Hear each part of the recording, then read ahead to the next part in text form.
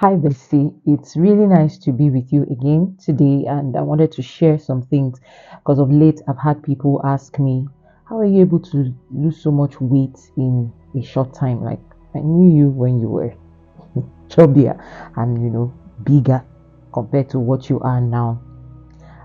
Amazingly, I've also been able to maintain the weight loss. So it's not just about losing weight, and your what I want to do today is just to address certain principles that are very important in making sure that whatever weight loss regime you are about to get into, because some of you are about to start fasting, some of you are about to start adding some exercise and fitness routine into your and meal plans into your routine, your daily routine, just to ensure that you lose weight. But a lot of times we get it done the wrong way, and that's why we get stuck. We start up and we run with what it's a new year, it's a new month, it's a new this, so I want to have this, and we just run with that and get stuck somewhere when the motivation dies down. So today I really want to share with you um, some of the tips, some of the things that I've learned, and some of the things that helped me that I know you can be able to. The beautiful thing about principles is that they last beyond, they wherever whoever chooses to practice them. Once you apply it, it works for you. That's why I want to share these principles with you. So stay tuned and let's get into it.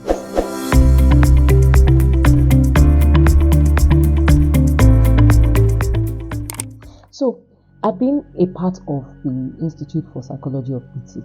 It's amazing, right? There is something called the psychology of eating and the psychology of food. So, of late, we've been working on how your food affects your mood, your emotional, relationship, your mental relationship with food. And the truth of what I've realized is that we start off with our goal setting based on what do we want to do, and then we just run with it without going back to what can sustain this vision. So you see people that run the marathon, they have an end goal. They have an idea of like how many minutes they want to spend, how many hours they want to spend on this long course. They may have even walked the course for that period of time. They've seen the path. They know where they are going. They know the obstacles along the way. And then they take out time to ascertain, build up the energy for that particular course they want to run.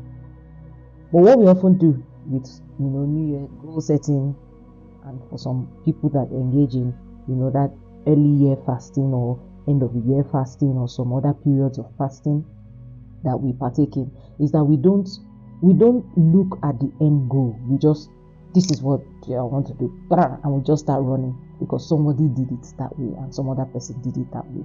So the first thing I want us to address is the what. So we're going to be asking questions in these sessions. For each of the sessions, we're going to break it down. What do you want to do? What do you want to do? So if, for an example, what you want to do is to firm up your body, to have loose muscles everywhere, that's the goal you're working on. What do you want to do? Is it that you want, the fat on your belly to go down, or you want to lose 20 pounds or 20 kilograms, or you want to have firmer chin muscles? What exactly do you want to do? What do you want to do? Be very specific about it. Be very specific about what you want to achieve. That's what I meant by having the end goal in mind. So if what you want to achieve is, for an example, some people have larger bicep muscles that are loose, compared to some other people who have firmer large bicep muscles, but their stomach walls are not, So I'm just using that as an example because this is more or less like a generalization of all the goals you want to achieve. But I want to use your eating goals and your relationship with food and fasting and weight loss, and use that as a goal for what you want to achieve. So what exactly do you want to achieve? State it, be clear about it, know it. Like if you wake up and someone asks you the what, you know the what, and that's the very first place to start. The next and important thing you have to do is why. Why? I want to lose 20 kilograms. Why do you want to do that? Why is it important? We are quick to, I want to do this, I want to do that. Why? Because the why is what is going to give you the push, and is actually going to help you sustain the push. The what may actually give you a push, but the why will help you sustain the push. So why do you want to lose weight? Why? Why is it important to you? Why do you have to do it? And why do you have to do it now? Why do you have to do it when you plan to do it? Why do you want to make money? Why do you want to, become more, whatever your goals are? You want to get, have a 5.0 GPA. Why? Sometimes our why is based off on someone else, Make sure that your why is strong enough to keep you. If you can find the deep-rooted why, because one thing I do in therapy is that I ask people, I want to do this, why? Then, because of this, why is this?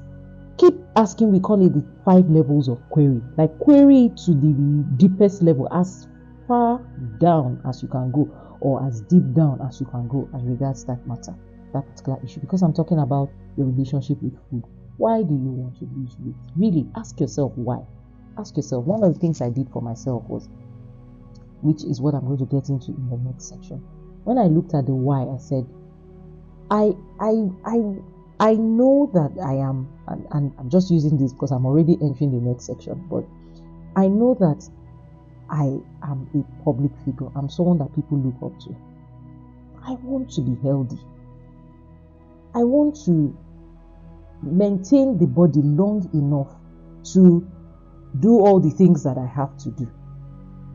I noticed that when I have extra flesh on the size of the bones that I have, it becomes a weight for me and becomes difficult for me to move around. It becomes difficult for me to even get off the bed. It becomes difficult for me to do things that I know I'm meant to do. And I am still this young. So I don't want to grow like this and then the weight keeps piling up. Another reason is because I don't want to have those age-related diseases that I can prevent. Those lifestyle diseases that I can prevent. So you see, I'm being real with myself, because when it has to do with weight loss, you have to be realistic with yourself. Tell yourself the truth.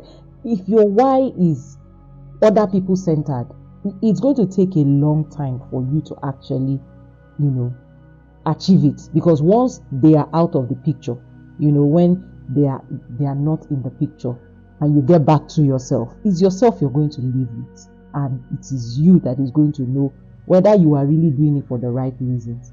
So make sure that your motive, your why, your purpose is on point, and you keep reminding yourself the why.